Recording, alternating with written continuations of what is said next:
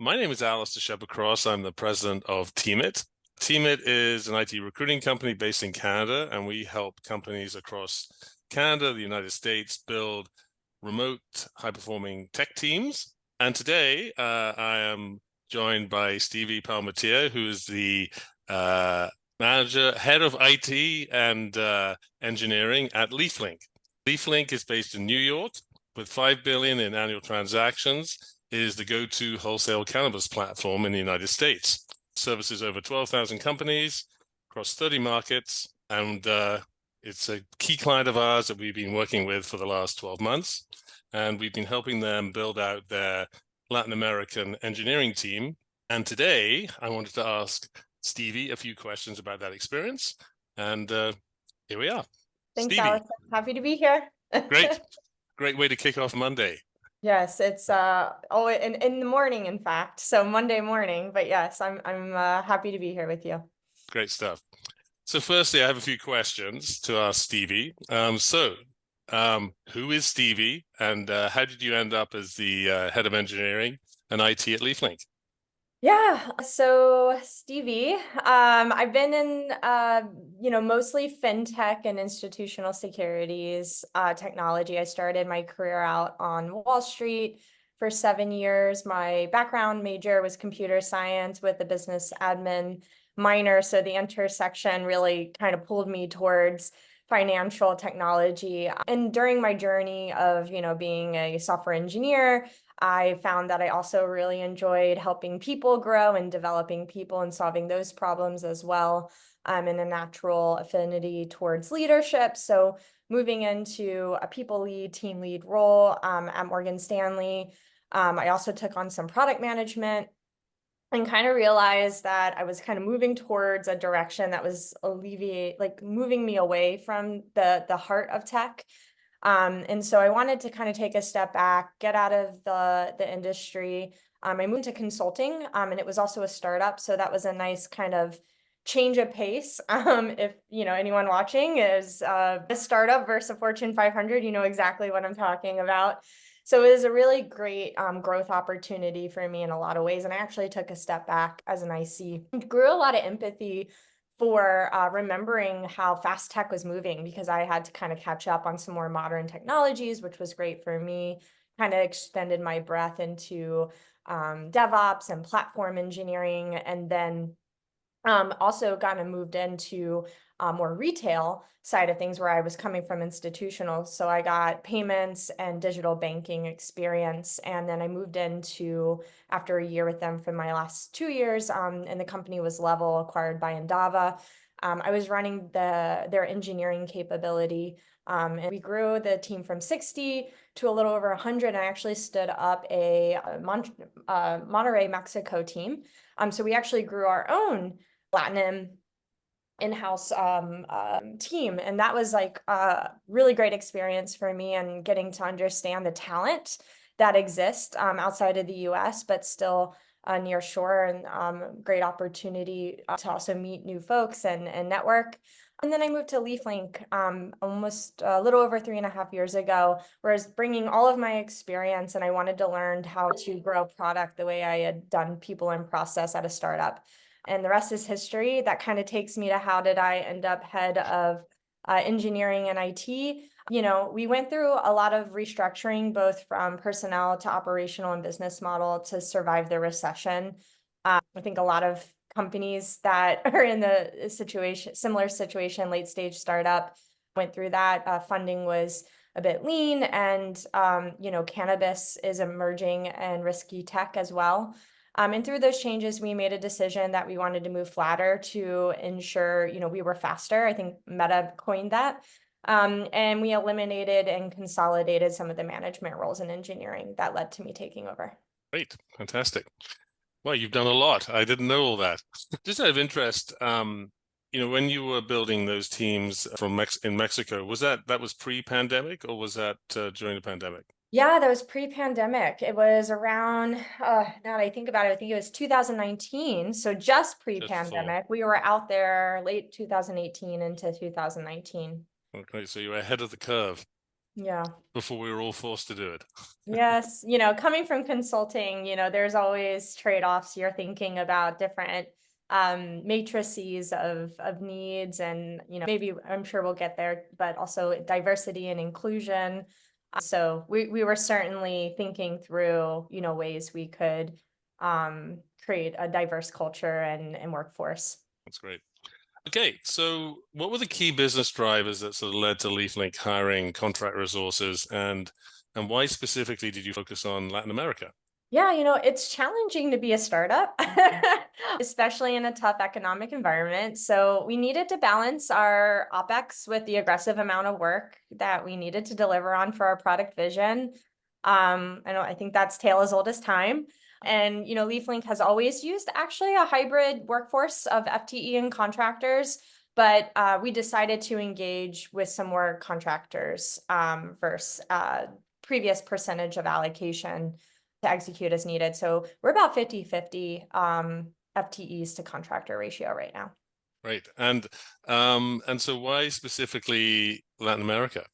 Yeah, so the choice to go with Latinum was based on a few considerations. I think, one for me, we had a historical record of folks out of Latinum and have seen exceptional quality, especially from Brazil and Mexico. And then my previous experience, as I mentioned, I had also been predisposed to the quality out there. And the second reason is I'm a big proponent of ensuring diversity within my teams. Me, myself, obviously, not only am I female presenting, but I'm also identify as queer. So intersectional of underrepresented groups is like a big passion of mine to ensure that we have that, it's role modeled, and we're creating diversity to help build products that are global and address different perspectives and needs, therefore inclusive products. And in addition, this also cultivates innovation as, groupthink is extremely dangerous to creativity and change. And then third, we preferred nearshore to stay within our time zone of our headquarters in NYC. Right. And then obviously price point is attractive. Like what do you think when you compare the cost in North America, the savings are by using sort of South American talent, from your experience so far? Yeah, FX rates are always going to change. Specifically, Alistair, I know you both do Latinum and Canada-based nearshore placements, and we do have some Canadian placements with you as well. But by far the FX rate is better in South America for us for the quality that we're getting. In addition, there's three levers to building anything: time, cost, and quality. And if we can get cost and quality where we want, and we can always, march towards the timelines that we need, really important for us. So yeah, I have found them to really, especially you and our partnership, to really help target our blended rate across the resources that we hire. And it's, helped me maintain my P&L and forecast. Great stuff. And so what were your initial concerns, about hiring remote contract resources, and sort of what processes did you put in place to help mitigate those concerns? Yeah, LeafLink is primarily a remote first company. So I felt confident in our tools that we already had to handle the processes and collaboration and productivity. But, specifically with contract resources, we did need to make sure we had a good relationship with the agency to stay ahead of performance or skill gaps issues. The cost to onboard and place a contractor that doesn't fit, is extremely expensive. And it was important we had a partner who worked with us on both a proper assessment and interview process, as well as performance management. And Team IT has been great for that. Thanks. It's been a pleasure working with LeafLink. I have to say, one of the keys for success is that contractors and all the clients we work with that follow a similar model have the same sort of levels of success, which is treating contractors sort of like an extension of their employees. So they don't differentiate that much. They really make the contractors feel like key members of the team. And LeafLink has been fantastic at that. Definitely. That's always a primary goal for me is, everyone is treated fairly because that also encourages engagement and ownership, which is extremely important for our culture and folks embedded in our teams. Yeah, and it also creates loyalty and longevity too, as Mhm. well, which is super important. Um, so, so far, how you rate the experience, and what are the key things in order of importance that have led to the success of the Latin American hiring model? Yeah. So there's always room for improvement. I'm a core believer that we're all works in progress as well. But I do think our experience, I would say, is a 4 out of 5. There have definitely been, some delays and hiring to plan as the market is extremely competitive. I know we had some folks that, signed on and then last minute got a competing offer and had to back out. We've had folks come in, agreeing to a certain rate and then wanted a different rate, all part of the negotiation process that you see with FTEs as well. And then we've also had a lot of successful folks that we placed as well, even though there were some folks that once hired didn't quite work out. So that's why the 4 out of 5, but generally, everyone that we have that we've placed with you that are still here, from individuals to contributors to managers, they're solid professionals and we're lucky to have them. Great. And I think I'm not sure how many South American resources you have now across the board, but I know through us it's close to 20. Mhm. So how many resources do you have now that you've hired through the Latin American model?